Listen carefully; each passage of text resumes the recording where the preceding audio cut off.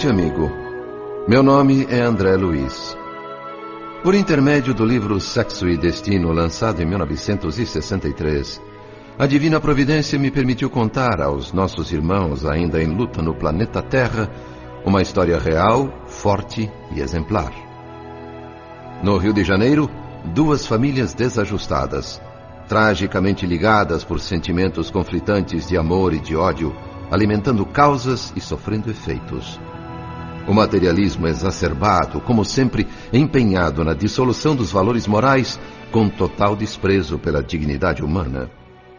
Sexo e destino, amor e consciência, liberdade e compromisso, culpa e resgate, lar e reencarnação. Uma comovente história, nascida na dura forja da realidade cotidiana. Mas o drama dessas pessoas não foi levado ao conhecimento público só para desnudar a verdade. Foi também e principalmente para que se possa aprender com a experiência e os ensinamentos da espiritualidade superior sobre sexo e destino. Os nomes, por razões óbvias, foram substituídos, mas os personagens são reais e autorizaram o relato.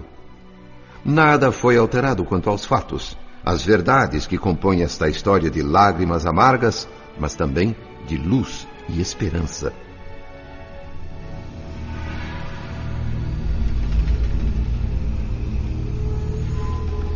O benfeitor Emmanuel, no início de nosso livro, cita o exemplar episódio em que Jesus, numa praça ensolarada e repleta de escribas e inimigos da verdade, na Jerusalém de 20 séculos atrás, teve sua sabedoria posta à prova.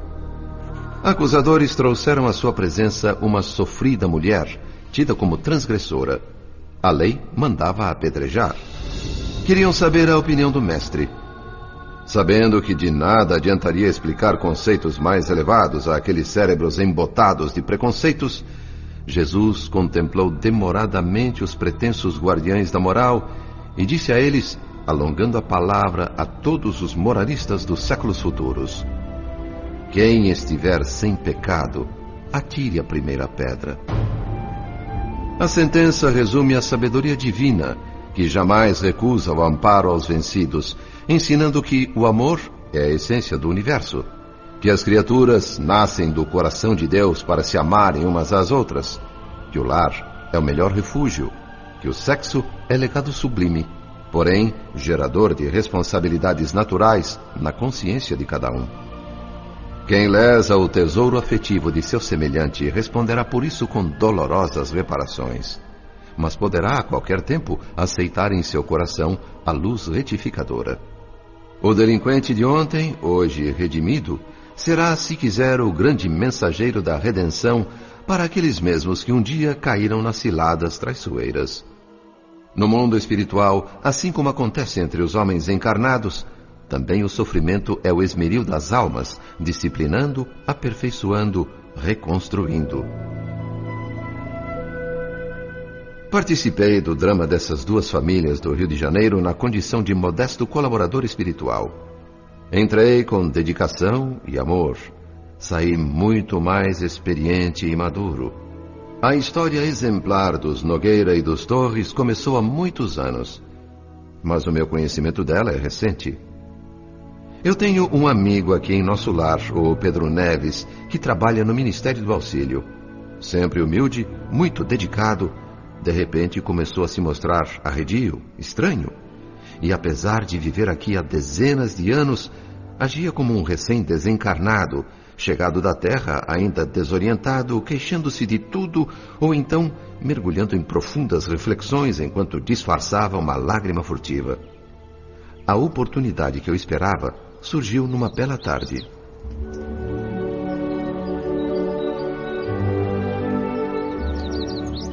Pedro, meu amigo Pedro Neves, por que uma cara tão triste numa tarde tão alegre e ainda num jardim tão bonito como este? André Luiz, meu bom amigo. Eu acho que perdi o entusiasmo pelas tardes alegres aqui de nosso lar. Não acredito nisso, Pedro. Vamos sentar ali naquele banco, conversar um pouquinho? É claro, André. Com certeza sua presença vai me fazer bem. Se é que você não tem coisa mais importante a fazer do que conversar comigo. Eu caminhava pelas alamedas admirando as flores e fazendo perguntas a mim mesmo. E como resposta, só tinha minhas próprias opiniões. Por isso, eu gostaria de ouvir as suas. Você é muito generoso, André, mas eu não acrescentaria nada ao que você já sabe. Além disso, também eu estou cheio de interrogações e vazio de respostas. Pois então, vamos investigar a vida juntos, meu irmão. Ainda agora, eu ouvia os pássaros ali perto da fonte e pensava na situação do homem encarnado lá na Terra. Enquanto possui um corpo físico, o ser humano imagina que, além da morte, haja um fantástico paraíso religioso. Pensa que ali os seus sentidos ficarão em paz e que uma imensa alegria irá anestesiar todas as lembranças ruins. O que ele quer mesmo é a ociosidade. Exige a confirmação de todos os absurdos de uma fé convencional e dogmática. Uma fé que reclama a integração com Deus para si só, excluindo pretensiosamente da paternidade divina todos aqueles que não pensem como ele. Mas o que acontece é justamente o contrário. Aqui, a ociosidade não existe. O que sentimos é o peso da responsabilidade no reencontro da própria consciência. Eu não tenho feito outra coisa senão confirmar essa verdade, André. Largar o corpo físico na Terra é como trocar de roupa e partir numa grande viagem. Muda o nosso aspecto, muda o cenário, mas a nossa personalidade continua igual. Essa é a parte mais difícil da luta. Com certeza. O homem deve compreender que no caixão funerário ele só deixa restos mortais que a própria Terra se encarrega de consumir. A identificação pessoal, os ingredientes espirituais que ele cultivou e atraiu, seguem com ele para outras esferas. Resumindo, o berço é um início, o túmulo um desdobramento. Salvo raríssimas exceções, só mesmo a reencarnação consegue mudar fundamentalmente o ser humano. Eu sei. Figuradamente, somos como certos insetos. Algumas larvas saem do ovo e logo se revelam como parasitas. Outras, ao contrário, se transformam em borboletas lindas, coloridas, ganhando altura. Ótima comparação, Pedro. É exatamente isso.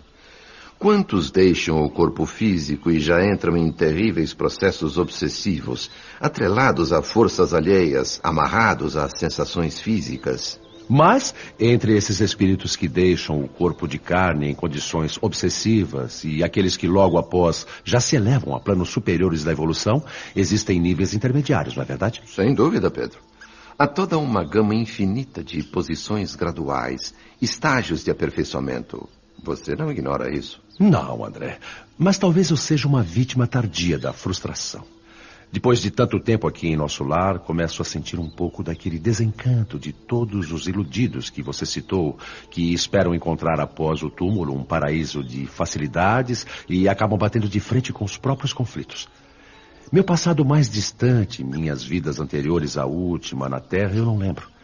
Algum arquivo secreto nos porões da minha memória deve guardar coisas que essa bendita amnésia não me permite nem mesmo imaginar. Por isso, não tenho como saber o porquê de tantos conflitos. Meu querido irmão Pedro, você é inteligente, preparado, e sabe o perigo que representam esses conflitos enraizados lá no fundo, no recesso de nossa mente. Pois todo esse preparo, essa experiência de longos anos servindo ao Ministério do Auxílio, de nada tem me adiantado, meu amigo. Eu trabalho muito na minha própria reeducação, mas também luto muito contra a revolta, o desespero e até mesmo o pavor de me entregar a vampirizadores. Pedro, tenho notado essa tristeza, esse aparente cansaço em você nos últimos dias. O que anda acontecendo, afinal, com esse espírito forte e corajoso, que nunca demonstrou desânimo nem fraqueza, que sempre foi o primeiro nas expedições arrojadas a serviço do Ministério do Auxílio, que nunca recusou compromissos e obrigações?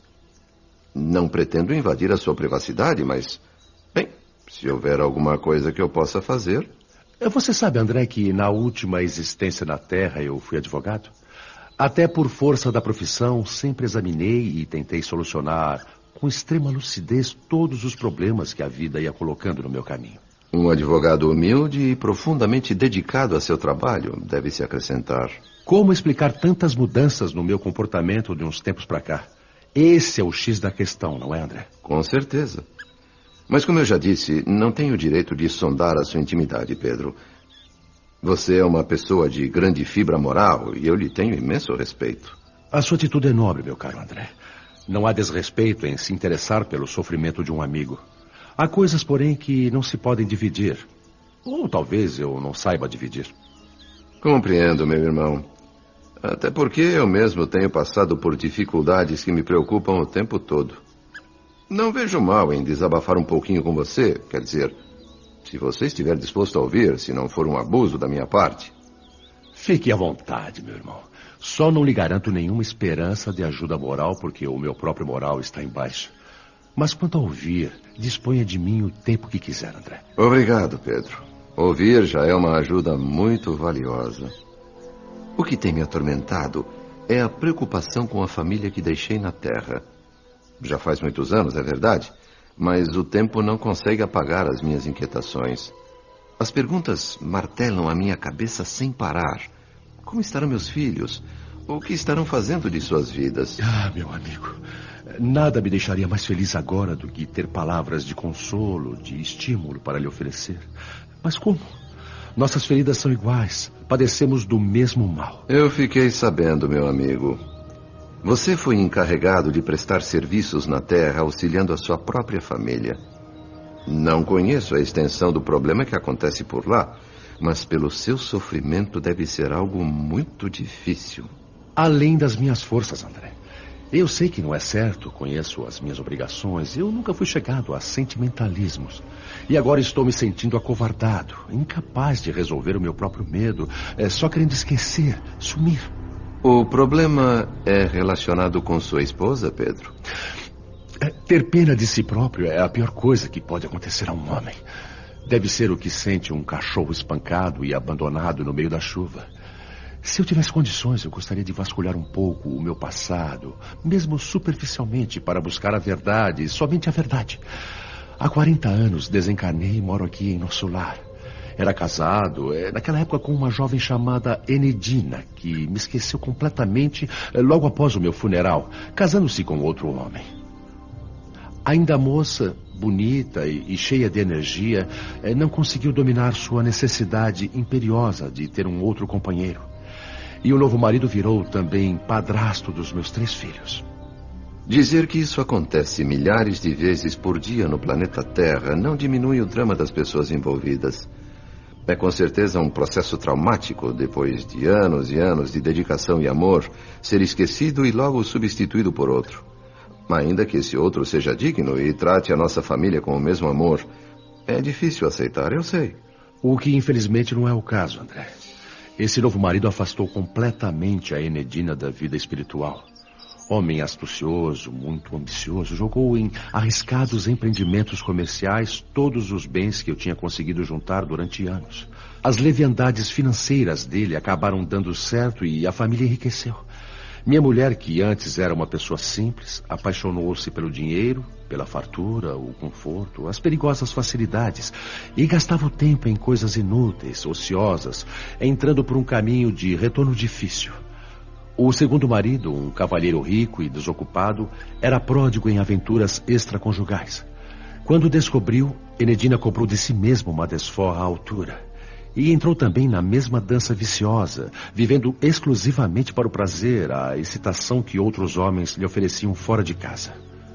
E sua esposa ainda se encontra no mundo físico? Não.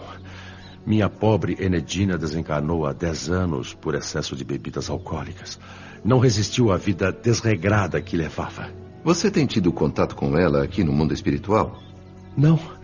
Minha mulher se ligou profundamente a umas entidades infelizes. Tentei durante muito tempo dar a ela alguma ajuda, mas de nada adiantou.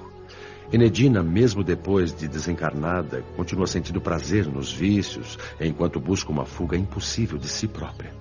Nada mais posso fazer a não ser esperar. Compreendo, meu amigo. E quanto a seus filhos? Jorge e Ernesto, meus 2 filhos, estão ainda encarnados na Terra. São hoje negociantes prósperos, já com idade madura. Também foram ludibriados na época pelo fascínio do ouro com que o padrasto lhes comprava a subserviência. Assim como a mãe, Também enlouqueceram no delírio do dinheiro fácil e se animalizaram a tal ponto que nem de leve se lembram de mim. Impossível me aproximar mentalmente deles. O padrasto, depois de hipnotizar os dois com a riqueza material, ganhando a simpatia e a cooperação deles, chegou a insinuar que não seriam meus filhos, e sim dele próprio, nascidos de um antigo romance que teria com minha esposa já desde o tempo em que eu e ela nos casamos. Enedina, infelizmente, não desmentiu. Meu querido amigo, meu irmão, dizer que posso avaliar o seu sofrimento seria presunção. Você, só você, é quem sabe da mágoa infinita que lhe vai na alma. Não tenho a menor ideia do que possa fazer para ajudar, mas estou à sua disposição, Pedro. Como se costuma dizer, seria cômico se não fosse trágico.